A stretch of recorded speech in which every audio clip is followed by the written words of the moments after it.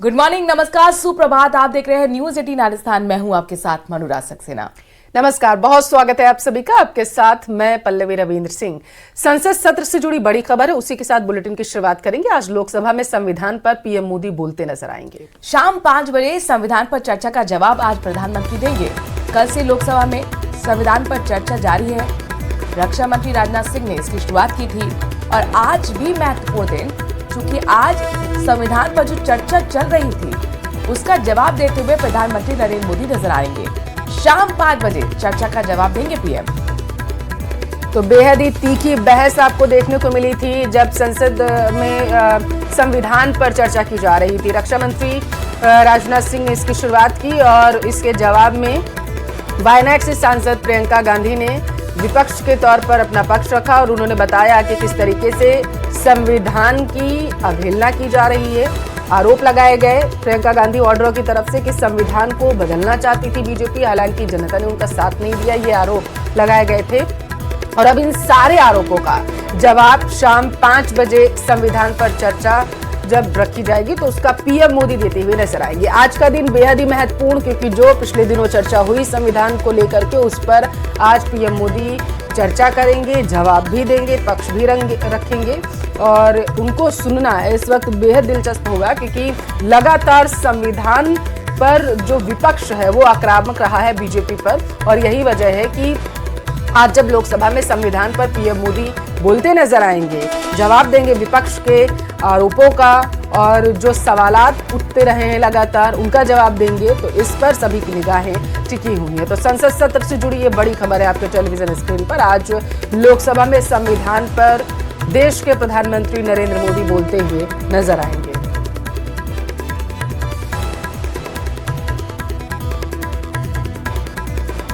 तो महत्वपूर्ण खबर, आज संविधान पर चर्चा का जवाब देंगे प्रधानमंत्री नरेंद्र मोदी। और जाहिर तौर पर उनको सुनना इसलिए भी महत्वपूर्ण हो जाता है क्योंकि संविधान में बदलाव का एक ऐसा नैरेटिव सेट विपक्ष की तरफ से किया गया था। और जब संविधान पर चर्चा हो रही है तो किस तरह से प्रधानमंत्री नरेंद्र मोदी आज विपक्ष को आईना दिखाते हैं, ये देखने वाली बात है। जयपुर से बड़ी खबर आ रही है। हाईकोर्ट बार एसोसिएशन चुनाव के नतीजे आज होने वाले हैं। आने वाले हैं 10 बजे से बताया जा रहा है कि काउंटिंग की शुरुआत हो जाएगी।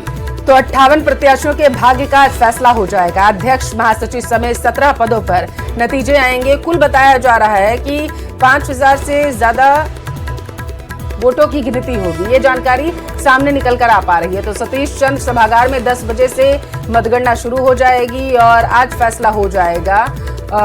जिनका जो किस्मत है कल कैद हो गई थी, आज उनकी किस्मत का फैसला किया जाएगा। तो हाईकोर्ट बार एसोसिएशन से जुड़ी ये बड़ी खबर आपके टेलीविजन स्क्रीन पर है। चुनाव के नतीजे आज आएंगे और आज का दिन प्रत्याशियों के लिए बेहद अहम है। शाम 5 बजे तक का इंतजार फिलहाल उन्हें करना पड़ेगा।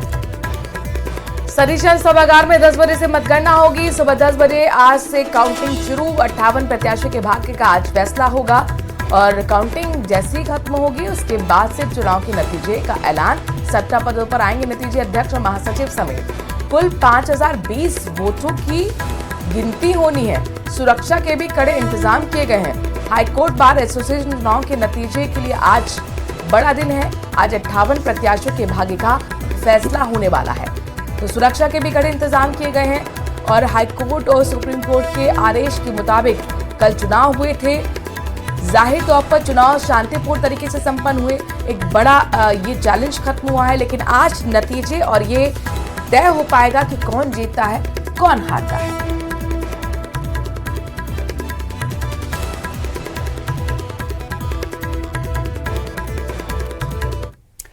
सीकर जिला बार संघ के चुनाव के नतीजे देर रात को घोषित कर दिए गए। इसमें अध्यक्ष पद पर भागीरथ धर्म जाखड़ 351 वोट से जीत चुके हैं। उन्होंने अपने प्रतिद्वंदी एडवोकेट दिनेश गोदारा को हराया है। जाखड़ को 577 वोट मिले हैं और गोदारा को 226 वोट मिले हैं, जबकि तीसरे प्रत्याशी विजय सिंह तंवर को 194 वोट मिले हैं। चुनाव संचालन समिति सदस्य एडवोकेट पुरुषोत्तम शर्मा ने बताया कि उपाध्यक्ष पद के लिए जयंत ओला को विजयी घोषित किया गया।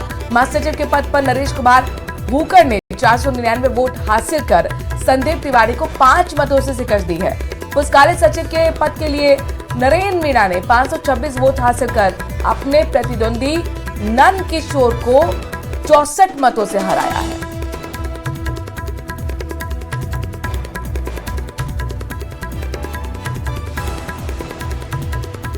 तस्वीरों में जो चेहरे दिख रहे हैं विजय चेहरे हैं और जाहिर तौर पर स्वागत भी इनका किया गया है। तो कई जगह पर जैसे सीकर में भी नतीजों का ऐलान हो गया है। तो सीकर से ये बड़ी खबर आपके टेलीविजन स्क्रीन पर है। आपकी जानकारी के लिए आपको बताते चले कि बीते दिन चुनाव हुए थे और इनको लेकर के नतीजे सीकर में कल घोषित कर दिए गए। आज उदयपुर के दौरे पर रहेंगे मुख्यमंत्री भजनलाल शर्मा। चलिए आपको बताते हैं पूरे दिन का कार्यक्रम कराने वाला है सरकार के। दरअसल एक साल पूरा होने पर एक खास कार्यक्रम का आयोजन हुआ है। राज्य स्तरीय महिला सम्मेलन में शामिल होंगे सीएम भजनलाल शर्मा, ऐसी जानकारी है। लखपति दीदी का सम्मेलन यहां पर हो रहा है। इनका सम्मान करते हुए सूबे के मुखिया नजर आएंगे। मुख्यमंत्री लाडो प्रोत्साहन योजना की पहली किश्त जारी होगी। ये बेहद ही महत्वपूर्ण खबर महिलाओं के लिए है। तो आज उदयपुर के दौरे पर सीएम रहेंगे। देखिए एक साल पूरा होने पर एक दिन मजदूर के नाम, एक दिन किसान के नाम, एक दिन महिलाओं के नाम। और किसान के लिए, मजदूरों के लिए पहले ही कार्यक्रम हो चुके हैं। एक दिन जोधपुर में थे मुख्यमंत्री और कल अजमेर में थे। किसानों के लिए बड़ी सौगातें दी। और आज बड़ा दिन, खास दिन महिलाओं के लिए होने वाला है, क्योंकि आज उदयपुर में सरकार के एक साल पूरा होने के खास मौके पर राज्य स्तरीय महिला सम्मेलन में मुख्यमंत्री शामिल होने के लिए पहुंच रहे हैं, जहां पर लखपति दीदी का सम्मान करेंगे मुख्यमंत्री। ये एक खास ऐसी योजना है जो कि केंद्र की तरफ से संचालित की गई और महत्वाकांक्षी योजना से कही जा सकती है। सारी लाडो प्रोत्साहन योजना की भी पहली किस्त आज ही जारी होने वाली है।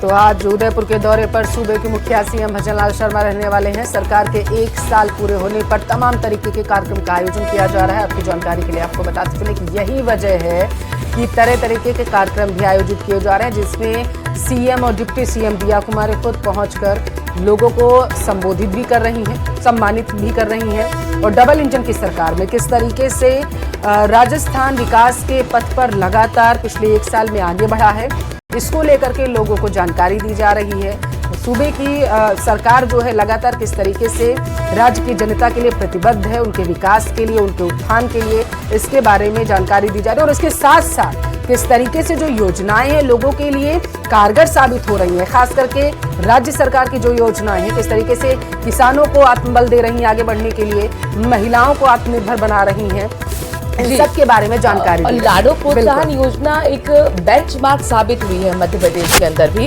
और इसके बाद जितनी भी बीजेपी शासित राज्य हैं इसी तर्ज पर उन्होंने योजनाएं लॉन्च की। और इस नजर से आज का दिन बेहद खास हो जाता है, क्योंकि आज पहली किस्त लाडो प्रोत्साहन योजना के लिए जारी होने वाली है।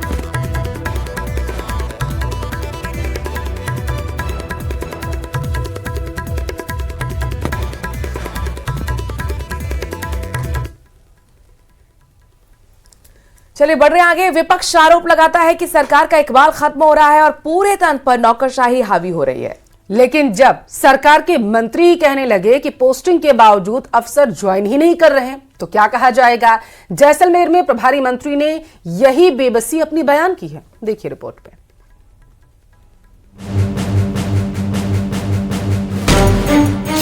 प्रभारी मंत्री की बेबसी सुनिए। जैसलमेर आना नहीं चाहते अधिकारी, कांग्रेस का धारदार प्रहार, सरकार पर हावी हुई नौकरशाही। कि राजस्थान सरकार का इकबाल समाप्त हो चुका है और नौकरशाही सरकार पर हावी है। जो पद बड़े अधिकारियों के रिक्त पद है, हकीकत में क्या होता है कि जैसलमेर में कई जगह अधिकारियों की पोस्टिंग करते हैं तो वो कई अधिकारी आते ही नहीं। जिस निजाम में अधिकारी ट्रांसफर के बाद भी ज्वाइनिंग की जरूरत नहीं महसूस करते, उसके बारे में कहने सुनने के लिए खास कुछ बचता नहीं है। लेकिन प्रभारी मंत्री जोराराम कुमावत आश्वस्त करते हैं कि इस संबंध में मुख्यमंत्री से बात की जाएगी और अधिकारियों को काम पर लगाया जाएगा। मैं मुख्यमंत्री जी से बात करेंगे कि जो जिनकी नियुक्ति एक बार हो जाती है उनको यहाँ पदस्थापन कराए कैसे भी करके, जिससे यहाँ जैसलमेर जो मरुस्थलीय जिला, यहाँ पर भी उन्हें अधिकारियों की सेवा मिले और लोगों को इसका राहत मिले। राज्य सरकार के कार्यकाल का एक साल पूरा होने के मौके पर जिले के प्रभारी मंत्री के तौर पर जैसलमेर आए जोराराम कुमावत ने कहा कि जैसलमेर विधायक छोटू सिंह भाटी ने कई अधिकारियों की यह पोस्टिंग कराई, लेकिन वे ज्वाइन करने नहीं पहुंचे। अमूमन सूबे की सरकार पर ऐसा आरोप विपक्ष लगाता है जिसकी उससे अपेक्षा भी रहती है, लेकिन यहाँ तो प्रभारी मंत्री ही अपनी बेबसी जता रहे हैं। राजस्थान सरकार के मंत्री यदि ये शिकायत करें कि उनके विभाग में पोस्टिंग पर भेजे गए अधिकारी ज्वाइन नहीं कर रहे हैं या जनता के कार्य नहीं कर रहे हैं, तो इससे शर्मनाक और कुछ नहीं हो सकता।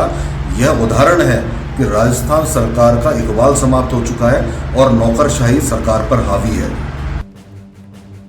गौरतलब है कि जैसलमेर जिले में पिछले कुछ समय से अधिकारियों के कई पद खाली चल रहे हैं, जिनमें एडीएम, यूआईटी सचिव, एसडीएम फतेहगढ़, सहायक लोक सेवाएं जैसे महत्वपूर्ण और बड़े पद खाली हैं। अधिकारियों के न होने से आमजन के काम समय पर नहीं हो रहे। न्यूज़ 18 राजस्थान के लिए जैसलमेर से सावलदान रत्नों की रिपोर्ट।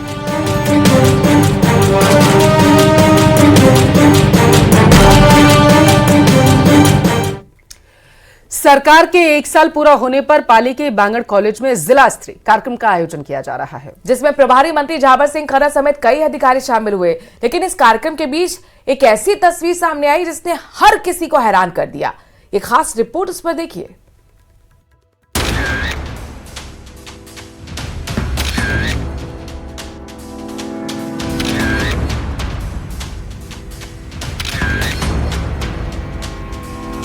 तस्वीर खुद पर खुद बयां कर रही है कि ये कौन सी जगह है और इसका इस्तेमाल किस लिए किया जाता है। लेकिन ये क्या, यहाँ उन कपों की धुलाई हो रही है जिनमें चाय पी गई और अब और लोगों के लिए इन्हें साफ किया जा रहा है। तस्वीरें बेहद हैरान करने वाली हैं और सवाल भी खड़े करती हैं, क्या इन लोगों को एहसास नहीं है कि ये क्या कर रहे हैं। घिन पैदा करने वाली इन तस्वीरों की हकीकत जब आपको पता चलेगी तो आप और ज्यादा हैरान हो जाएंगे। दरअसल ये तस्वीरें पाली के बांगड़ महाविद्यालय के एक टॉयलेट की हैं। दरअसल सरकार के 1 साल पूरा होने पर पाली के बांगड़ महाविद्यालय में विकास प्रदर्शनी का आयोजन हुआ, जिसमें प्रभारी मंत्री झाबर सिंह खर्रा समेत कई अधिकारी मौजूद रहे। उन लोगों को चाय भी पिलाई गई। मेहमान ज्यादा थे लेकिन कपों की संख्या कम थी, जिसके चलते कॉलेज के प्राचार्य रूम के पास बने टॉयलेट में 2 कर्मचारी कपों को धोकर के चाय पिलाने लगे। लेकिन इस दौरान इस वीडियो को किसी ने अपने कैमरे पर कैद कर लिया। यानी जिस वक्त मंत्री जी मंच पर स्वच्छता की बात कर रहे थे और सरकार की एक तरफ उपलब्धियां गिरा रहे थे, उसी दौरान कॉलेज कार्मिक टॉयलेट में कप साफ कर चाय पिला रहे थे। न्यूज़ 18 राजस्थान इस वीडियो की पुष्टि नहीं करता है। Bureau report, news 18 Rajasthan.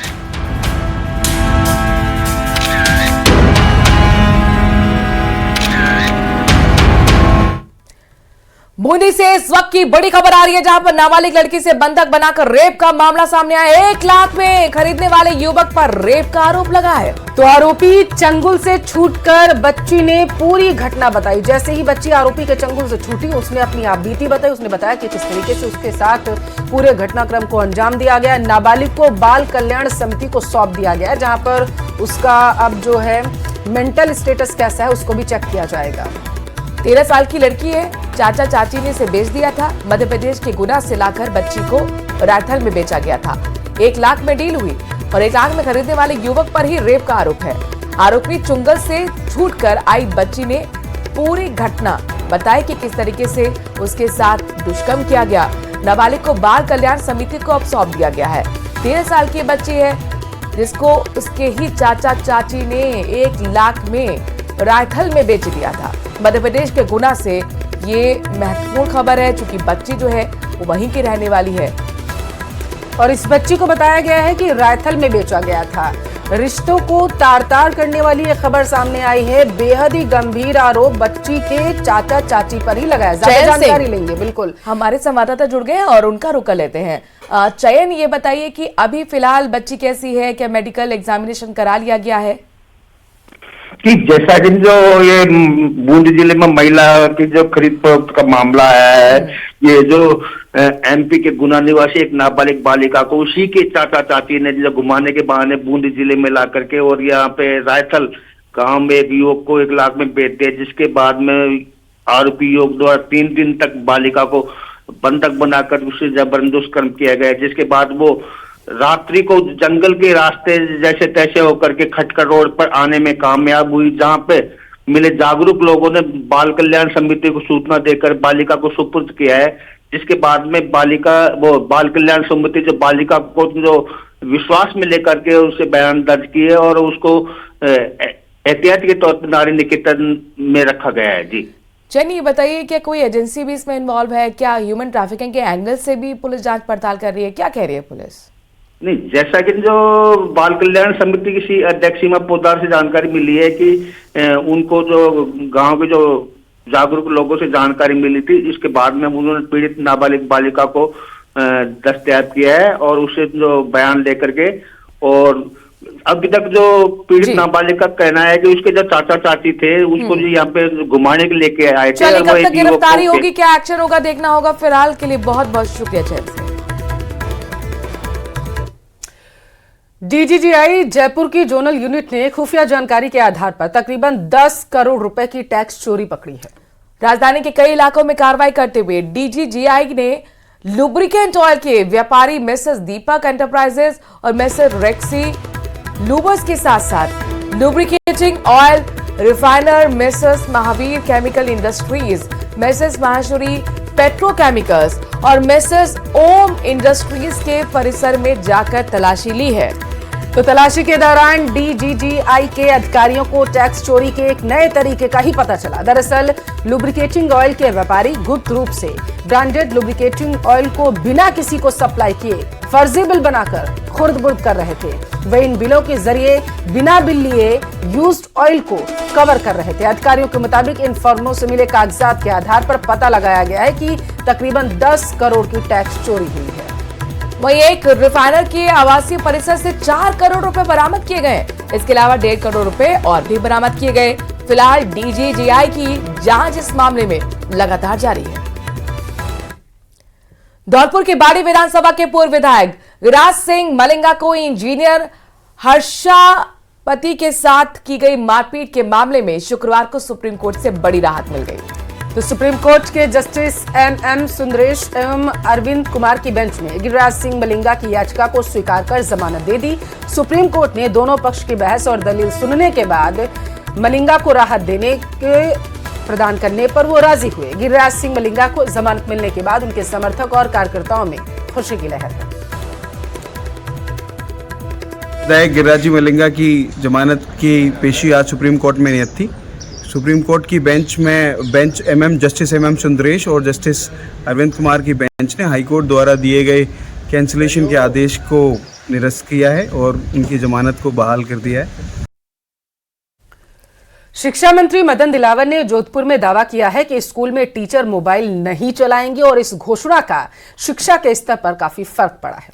Baran जिले के शाहबाद तहसील के आगर के राजकीय उच्च माध्यमिक स्कूल में टीचर मोबाइल चलाते मिले और बच्चे खेलने में बिजी थे। इसको लेकर सवाल किया गया तो शिक्षा मंत्री ने कहा कि मामला मेरी जानकारी में नहीं है और अगर ऐसी बात सामने आती है तो सख्त एक्शन होगा। यदि ऐसा ध्यान में आएगा तो मैं कार्रवाई करूंगा। मैंने पहले भी कुछ लोगों के खिलाफ कार्रवाई की है। यदि ऐसा ध्यान में आएगा तो मैं कार्रवाई करूंगा। मैंने पहले भी कुछ लोगों के खिलाफ कार्रवाई की है। और एक्टर अल्लू अर्जुन के फैंस के लिए अच्छी खबर है। एक्टर अल्लू अर्जुन जेल से बाहर आ गए हैं। जेल प्रशासन के पास हाईकोर्ट के ऑर्डर की कॉपी पहुंचने के बाद ही उन्हें रात में ही रिहा नहीं किया गया था, जिसकी वजह से अल्लू अर्जुन को पिछली रात जेल में बितानी पड़ी।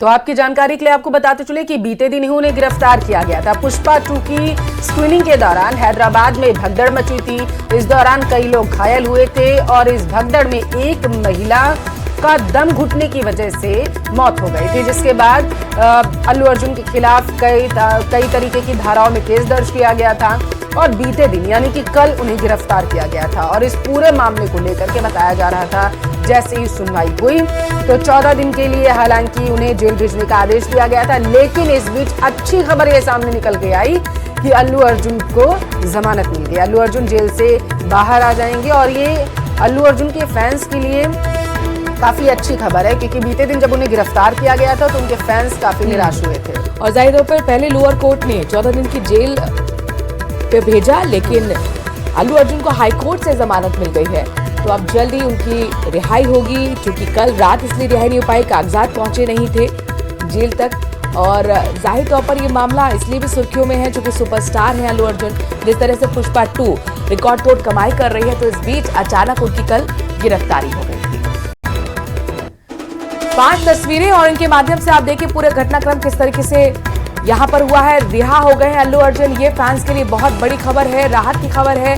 कल गिरफ्तार हुए थे, हैदराबाद पुलिस ने उन्हें गिरफ्तार किया था, निचली अदालत ने उन्हें जेल भेजा, हाईकोर्ट ने उन्हें जमानत दी और गिरफ्तारी पर लोगों ने, खासतौर पर जिनके फैंस उन्होंने नाराजगी जाहिर की थी। पुष्पा 2 की स्क्रीनिंग के दौरान भगदड़ में महिला की मौत हुई। मामले में शुक्रवार को तेलंगाना पुलिस ने अल्लू अर्जुन को उनके घर से गिरफ्तार किया। इसके बाद पुलिस ने उन्हें निचली कोर्ट में पेश किया, जहां से उन्हें 14 दिन की न्यायिक हिरासत में भेजा गया। देर शाम उन्हें इस मामले में हाई कोर्ट से जमानत मिल गई। और चलिए इसी के साथ फिलहाल के लिए इस बुलेटिन में बस इतना ही। आगे आपको दिखाएंगे 30 मिनट में 50 जिले की खबरें। मेरे साथ देखिए। नमस्कार।